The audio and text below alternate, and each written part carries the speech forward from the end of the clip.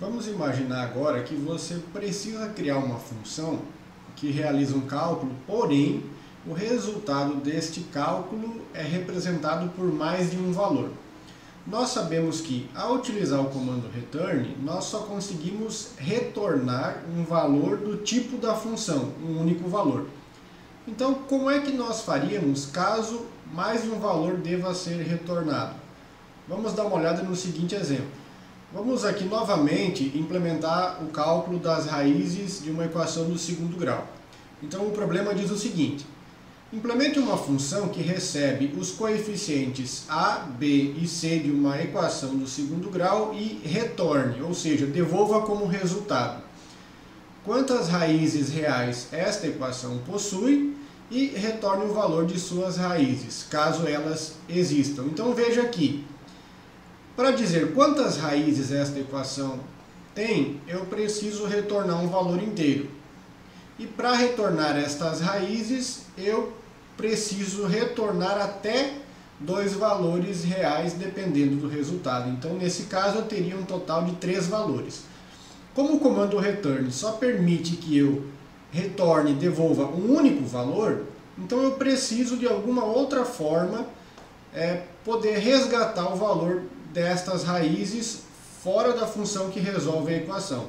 Para isso, nós podemos utilizar o comando return junto com o operador de referência. Então, utilizaríamos variáveis passadas por referência, parâmetros passados por referência para a função, para que nós atualizássemos o valor das raízes dentro destas variáveis. Vamos ao CodeBlocks para ver como fazer isso. Então vamos projetar aqui a nossa função. Podemos utilizar o retorno da função para obter a quantidade de raízes que a equação possui. Vamos chamar a nossa função de resolver equação. Então o que ela vai receber como argumento? Vamos passar 3 parâmetros por valor, que são os coeficientes da equação. Então veja que vamos passar A, B e C, todos por valor, porque nós não queremos alterar o conteúdo das variáveis utilizadas na chamada, e sim apenas consultar o valor. Então a função vai receber uma cópia do valor das variáveis usadas aqui na chamada. Nós recebemos também por referência um parâmetro x1 e por referência um parâmetro x2, ou seja, os últimos 2 parâmetros desta função são passados por referência e me permitem atualizar o valor de variáveis para que eles contenham o resultado.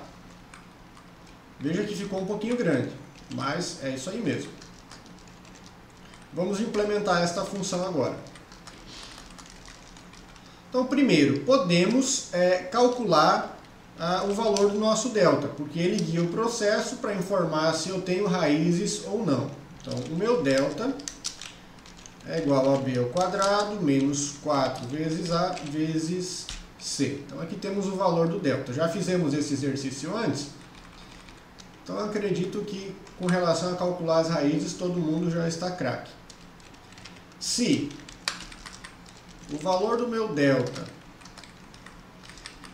for negativo, ou seja, não tenho raízes reais, então nós podemos retornar zero. Por quê? Estamos usando o return para devolver ao usuário da função quantas raízes reais esta equação possui. Então veja que se o delta é zero, eu não atualizo x1 e nem x2. Ou seja, quando o usuário estiver usando essa função em algum momento, ele deve consultar o valor que foi retornado para saber se ele deve ou não considerar os valores que estão em x1 e x2. No caso, se o valor retornado é zero, então ele não pode utilizar esses valores aqui, porque eles não contêm valores válidos para as raízes da equação. Se não, se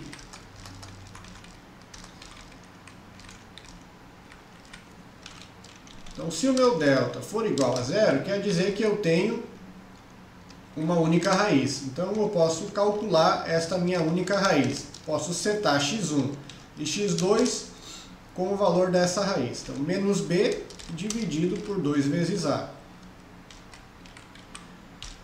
Feito o cálculo, então vamos colocar aqui return 1, que seria a quantidade de raízes. Agora, ao analisar o retorno da função, o usuário sabe que a equação só tem uma raiz e que x1 e x2 estão com o valor desta raiz. Se não, caso contrário, se o delta é maior que zero, então eu tenho x1 e x2, duas raízes. Vamos calcular elas. Então, x1 recebe menos b mais a raiz quadrada do meu delta. Tudo isto aqui dividido por 2 vezes a. Calculo também x2. Então, x2 é menos b menos a raiz quadrada do delta, tudo isso dividido por 2a. E após atualizar x1 e x2, então eu retorno o valor 2, que seria a quantidade de raízes que eu tenho. Lembrando que x1 e x2 estão sendo passados por referência, ou seja, ao atualizar x1 e x2 aqui dentro desta função, eu vou estar atualizando a variável que tiver sido usada na chamada da função. Vamos agora criar a função main para poder testar isso. Então, float, vamos colocar aqui a, b e c, então valores dos coeficientes. Para ficar mais clara a ligação, vamos chamar aqui raiz 1 e raiz 2, então as variáveis que vão armazenar o resultado da equação, caso ele ocorra.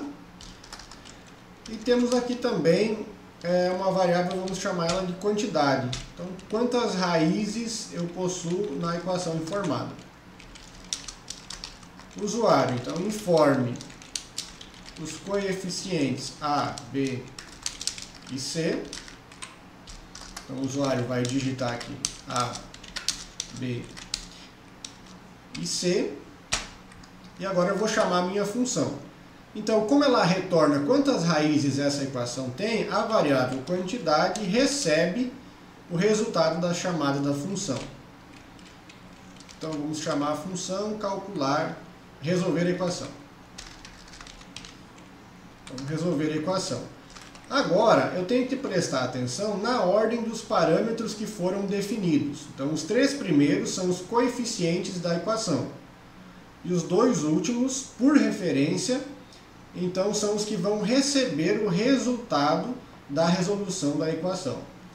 Então, como eu quero informar primeiro os coeficientes, nesta ordem a, b e c, vírgula, agora eu coloco aqui a variável na qual eu quero que a função armazene o resultado da primeira raiz, então raiz 1, e agora aqui a variável na qual eu quero que a função armazene o valor da segunda raiz, então raiz 2. Resolvida esta chamada da função, agora vamos partir para a impressão do resultado. Então, como é que eu sei se eu imprimo raiz 1 ou raiz 2 ou nenhuma das duas? Eu posso olhar para a variável quantidade, porque nela ficou armazenado quantas raízes a equação possui.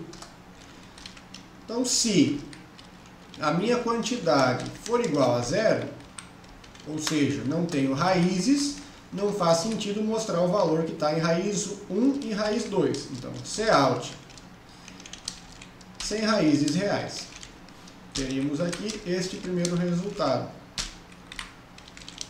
Se não, se a quantidade for igual a 1, então só tenho uma única raiz real, eu sei que a função atualizou raiz 1 e raiz 2 com o valor desta única raiz. Então, posso mostrar ou raiz 1 ou raiz 2. Então, cout, uma raiz. E vamos mostrar aqui raiz 1. E por fim, teríamos um caso contrário, ou seja, a quantidade seria 2. Então, vamos mostrar agora o valor das duas raízes. Duas raízes. O valor da variável raiz 1 e o valor da variável raiz 2.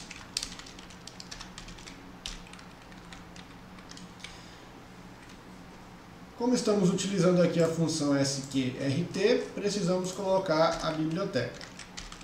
Então, include semestre. Vamos compilar.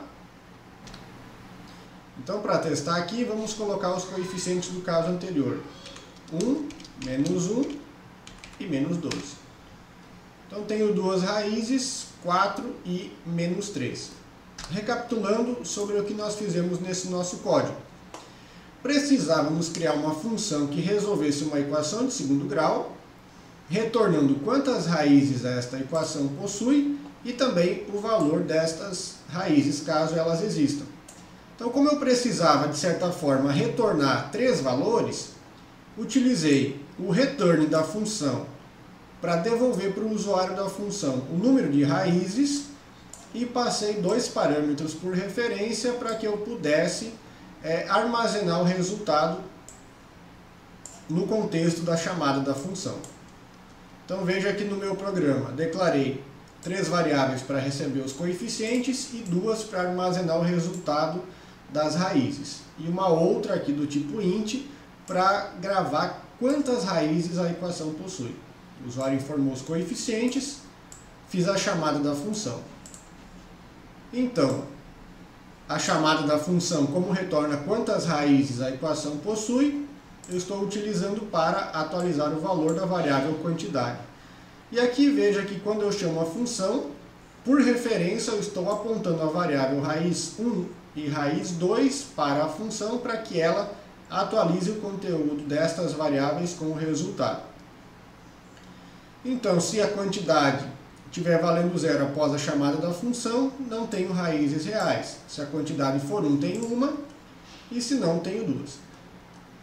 E aqui está a nossa função implementada com os 2 parâmetros por referência.